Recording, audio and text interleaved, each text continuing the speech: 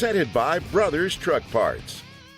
Here's HE&M Solves Project Hudson Hornet.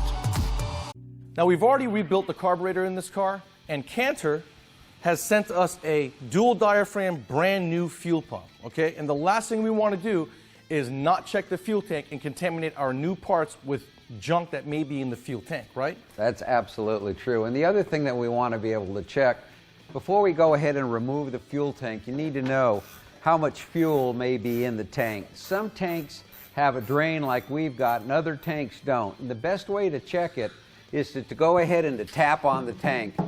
And you can hear a difference. What we've also done is we've prepped everything, and what we did is, your fuel, where your fuel goes in, you've got your fuel spout. Your fuel spout will go to your tank. So we've already removed the grommets onto it. We've already loosened everything up. So when we're ready to drop the tank, it's going to just come out extremely easy.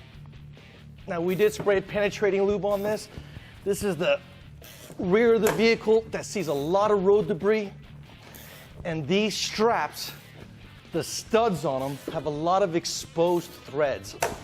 So most likely, it's probably going to break.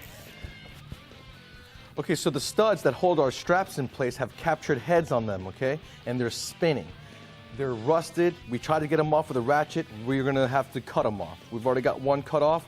Our fuel tank is empty. There are no fumes in our case. In your case, you want to double, triple check. Fumes are flammable. Liquid gas is not.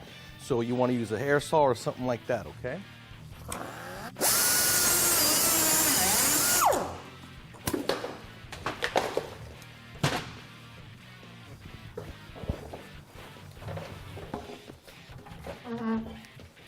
Got it.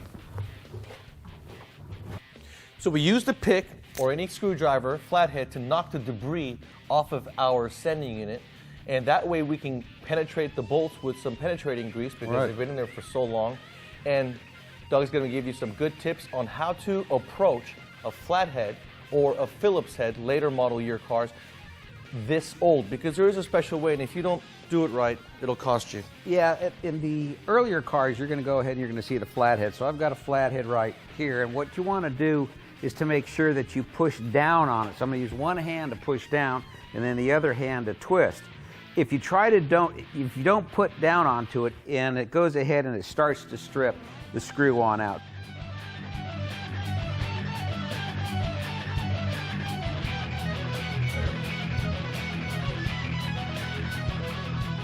I can tell you right now, it's bad gas. You can also see all of the corrosion that we've got on the sending unit, and the sending unit no longer works. It's all corroded up. So I'm expecting to find a lot of corrosion inside this tank.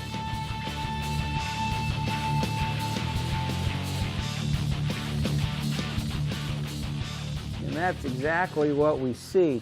There are several different ways that you can approach this. One, obviously, is you can replace the tank. Another way is you can send this out, and what a company will do is they can dip the tank, which will also take all the corrosion out. There's also another one, a way that I've had success over the years in doing it. You can get a rust-eating compound. Us at HEM, we do happen to have one, but there's also other ones out on the market. You can put it in, go ahead and put the sending unit back onto it, and then you take it, lay it flat for a day, then you roll it to the side, roll it to the other side, roll it to the other side, pour it out, double check it on in the inside. There's also coatings that you can put into the inside. So there's many different ways that we can handle this tank. Either we keep it or we replace it. All good tips, and since we're going to do a complete restoration, we're going to save our tank, clean it out, and reinstall it in the car.